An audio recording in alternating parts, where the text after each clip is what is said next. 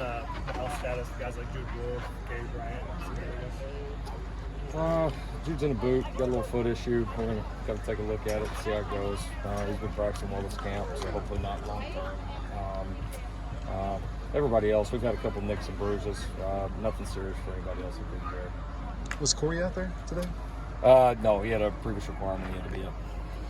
Where do you see Bobby Haskins fitting into that offensive line picture currently at the start of camp? Yeah, it's been good to finally get a chance to see him. He's certainly going to be right there in the mix. I don't think there's any doubt about that. I mean, we feel obviously tackle position. Feel really good about Monheim. Feel really good about Cortland Ford. We feel good about Bobby. Mason Murphy's really started to come on. Been excited about his progress, and so I think you'll see all those guys with the opportunity to play for us. With Bobby, how much does that experience kind of offset missing in the spring? It definitely helps. No, there's no question. You can tell after missing all that time that he's played a lot of ball. I mean, you can certainly see that, and so he's still he's getting close to 100% physically, and it hasn't taken him long to settle down. So yeah, it would be a lot more noticeable if it wasn't such an experienced player. For sure. What can you tell us about Aiden Sleep Dalton and how that came together for you? Yeah, just some of our contacts over there, and kind of knew it was an option when we had to since kind of make a change or go a different direction, and we were fortunate to be able to get him here, not just sign him in terms of kind of the whole recruiting process, but you're talking about visas and the story. It's a good story. Manford had to fly to London and spend a week there just to get a visa because it was backed up in Australia, and to spend a week in London, and he probably doesn't know what continent he's on right now. But we'll get him medical cleared, and excited to let him compete. Will's done a nice job so far too, so it should be a good competition. Was he just home in Australia, just waiting for an opportunity to come his way, or? Yeah, no, pretty much. He's got a little bit of a backstory to him. Had quite a bit of interest. He's got a brother that played college football, obviously, in this league, and so. But yeah, had an opportunity that things didn't come together. Unfortunately for all of us, it came together here. What have you seen from those two, the young tackles with Bobby coming in and kind of that competition?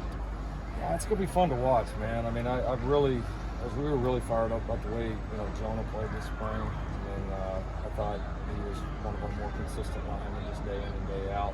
He's kind of guy you know what you're gonna get. And Cortland has a lot of ability and really did some really nice things in the spring too. I mean, those guys were very steady. So you're gonna need bodies though. And luckily for us, those guys. A couple of those guys have the ability to play multiple positions too, so you never know how that's going to shake out up front. Always trying to get your best five on the field, and when you have some older, experienced guys, it allows you to rip a few more guys at other spots just to prepare and kind of see what those different combinations might look like. So I like the tackle depth, and again, been impressed with Mason. It's important to kind of have some type of fourth guy there. I'm not saying he's going to be number 4 in the depth chart, but a fourth guy in a rotation, and so it'll be good competition. I mean, they've all definitely improved throughout the offseason. You can tell the difference in the strength with those guys, and putting on some good quality weight. So and they're off to a good start in camp.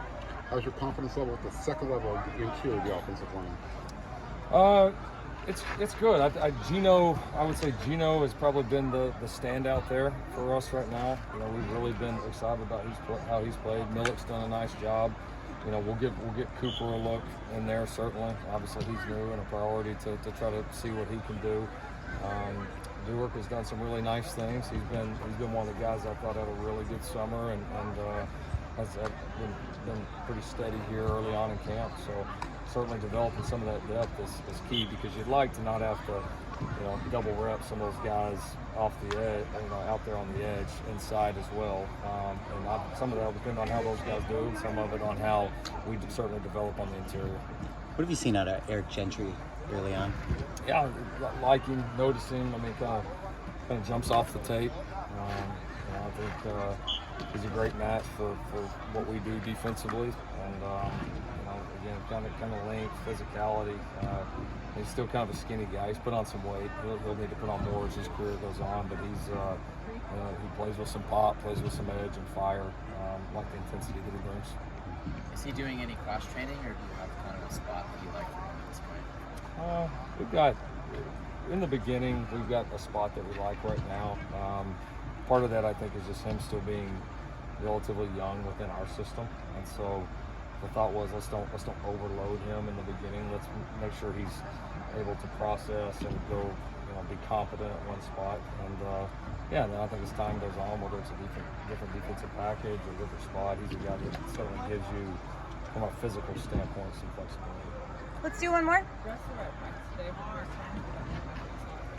It's good to have him. Good to have him. The first, we did 2 pretty long team periods tonight. Did a little more team than we've been doing. And first team period, there was a lot of penalties. So one took a touchdown off the board. One kept an offensive drive going. We talked about a little bit midway through practice. Second team period was a lot cleaner in terms of penalties. So, yeah, the penalty deal is always a fine line. You go look at it in the season, typically the teams that have less penalties aren't any good. And part of it, I think, is there's not enough aggression. I mean, if you're playing this game the way it's meant to be played, you are going to have some. What we've got to teach these guys is they've got to be of the aggressive nature. The administrative penalties, the dead ball penalties after the play, stuff like that is what you have no room for. The occasional aggressive pass interference or a hold or whatever that is, you got to play ball. Those things are going to happen if you're playing as aggressive as you can. So we've been really trying to just educate our guys on obviously what the line is, and we've talked obviously a ton about the physicality and what we want to play with. That's number one, but we've got to do it within the rules and obviously not shoot ourselves in the foot. So good to get in front of those guys, and it's you can tell them in a meeting room, that's great, but when you get out here and flag's thrown, it's on you, and it moves the group back or moves the other group forward, it feels a little bit different. So we'll utilize those throughout next year's game. Thank you, Coach Riley.